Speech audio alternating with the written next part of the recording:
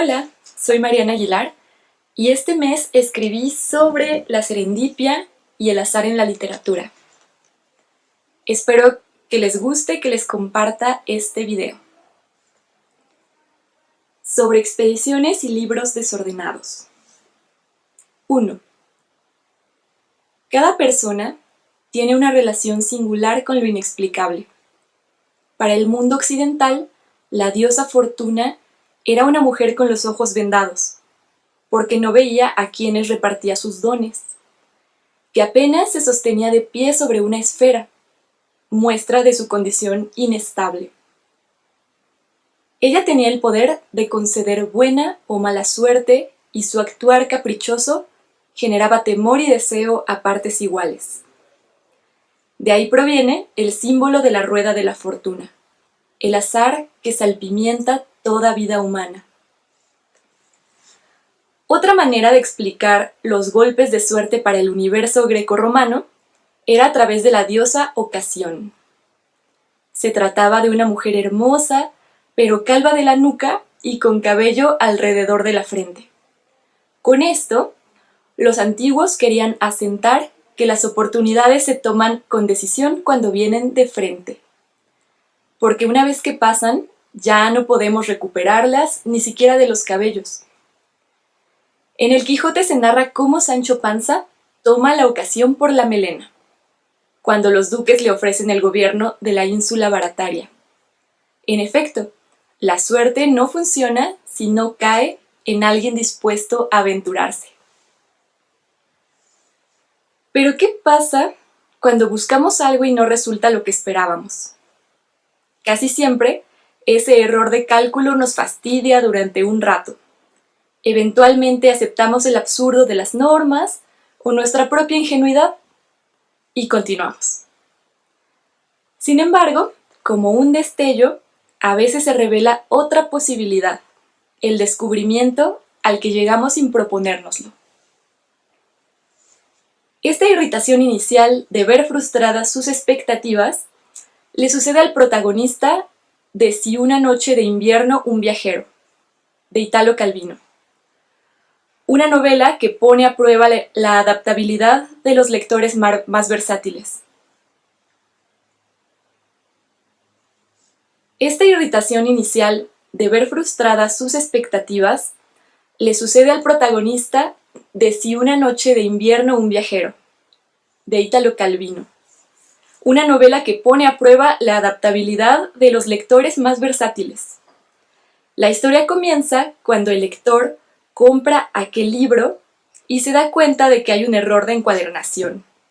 Los pliegos del volumen se repiten y no puede seguir con una historia que lo tenía totalmente enganchado. Citaré una parte del libro de esto que le sucede al lector. Lo que más te exaspera es encontrarte a merced de lo fortuito, de lo aleatorio.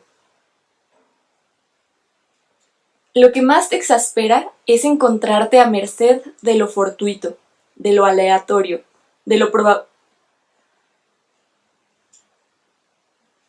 Lo que más te exaspera es encontrarte a merced de lo fortuito, de lo aleatorio, de lo probabilístico, en las cosas y en las acciones humanas.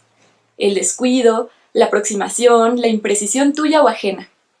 En estos casos, la pasión que te domina es la impaciencia de borrar los efectos perturbadores de esa arbitrariedad o distracción, de restablecer el curso regular de los acontecimientos. Ahí se acaba la cita de Calvino. Cuando el lector reclama en la librería, el dueño le explica que la editorial ha decidido retirar ese tiraje, pues además en la imprenta confundieron dos novelas. Todo este asunto resulta una molestia hasta que aparece la lectora, una chica en la misma situación, con la que el lector iniciará una búsqueda cada vez más desconcertante, porque las novelas que ambos comienzan nunca están completas. La serendipia se va tramando así. La pesquisa literaria se convierte en la oportunidad de conocer a Ludmila, y no hay nada tan afortunado como el encuentro con el territorio inexplorado y fascinante que es la persona de la que nos enamoramos. Vuelvo a citar a este libro de Italo Calvino. Puedes salir de la librería contento, hombre que creías terminada la época en la que uno puede esperar algo de la vida. Llevas contigo dos expectativas distintas y ambas prometen días de gratas esperanzas. La expectativa contenida en el libro, de una lectura que estás impaciente por reanudar, y la expectativa contenida en ese número de teléfono.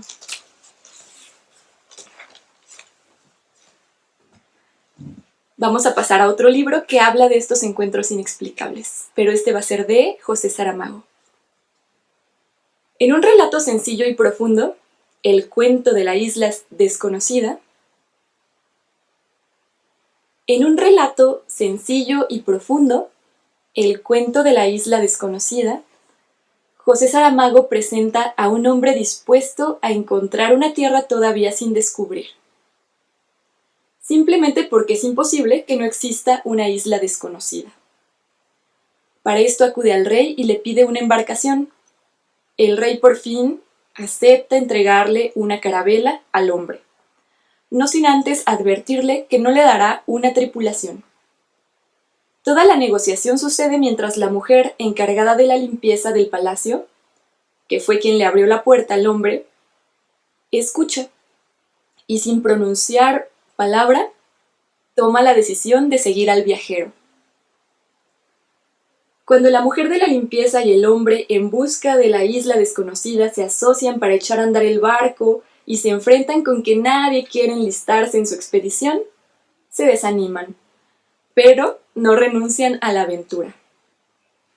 Solo se van a dormir a las literas del fondo del barco, uno a babor, la otra a estribor. El vaivén los arrulla y el hombre sueña que nacen árboles en la cubierta del barco. Voy a citar el libro. Es un bosque que navega y se balancea sobre las olas. Precisamente, el movimiento del mar provoca que ambos personajes despierten abrazados, elijan vivir ahí y declaren que una carabela puede ser una isla desconocida. 2. Además de la ficción, en la vida casi nunca llegamos a conclusiones por la vía que esperamos en un principio. Las variables y condiciones que pretendemos manipular se atoran en todos los ámbitos, y es necesario tomar un descanso para expandir la mirada. Sin unos anteojos distintos, más certeros o hechos para modular el exceso de luz, no se accede a la respuesta, la serendipia o el conocimiento. La poesía hace eso inesperadamente, ofrece destellos. Quienes no somos tan ordenadas, abrimos los poemarios por la mitad, pasamos las hojas hasta que un título parece convocarnos, y al final de una estrofa descubrimos las palabras que no sabíamos que necesitábamos. La ternura de Gabriela Mistral, la voluntad de aceptación de Esther Seligson, la exploración luminosa de los sentimientos de Claudia Massín. En la poesía me sorprende lo que antes de ese verso no sabía, o aquello que intuía bastante a ciegas. Las lecturas que nos hacen ser quienes somos casi nunca obedecen a un plan de estudios o a una lista de recomendaciones universal. Los hallazgos literarios más personales suceden descuidadamente cuando tenemos tiempo de vagar por una biblioteca. Basta con soltar la curiosidad y los sentidos y seguirlos por las estanterías. Algo ocurrirá. En un ámbito aparentemente opuesto a la poesía, Pierre Joliot, científico dedicado a la bioquímica, además de nieto de Marie y Pierre Curie, escribió un ensayo llamado La investigación apasionada. Este consiste en una defensa de la investigación fundamental, es decir, aquella que busca ampliar el conocimiento y la comprensión de un fenómeno. Joliot considera que el mayor peligro para los investigadores de esta época es pensar que ya no existe nada por descubrir. El científico enlista las circunstancias que inhiben la creatividad y por lo tanto los descubrimientos. Voy a citar a Pierre Joliot. El científico enlista las circunstancias que inhiben la creatividad y por lo tanto los descubrimientos. Voy a citar a Pierre Joliot. La carrera desenfrenada, a corto plazo, hacia una eficacia, una competitividad y una rentabilidad cada vez mayores,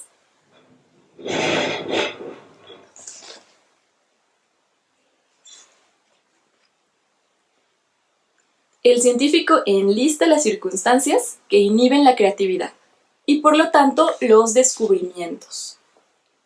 Voy a citar estas circunstancias que enumera Pierre Joliot.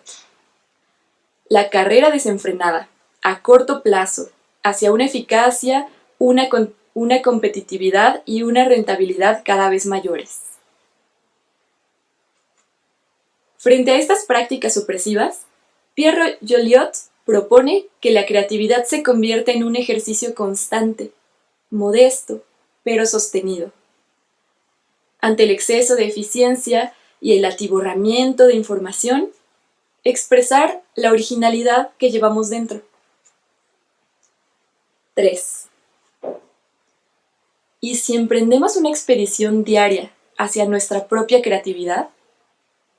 Si buscamos las conexiones sutiles entre nosotros y quienes nos rodean, si cuando vemos la ocasión la tomamos de frente, no existen recetas para las serendipias, pero sí algunas consideraciones para reconocerlas cuando se nos presentan.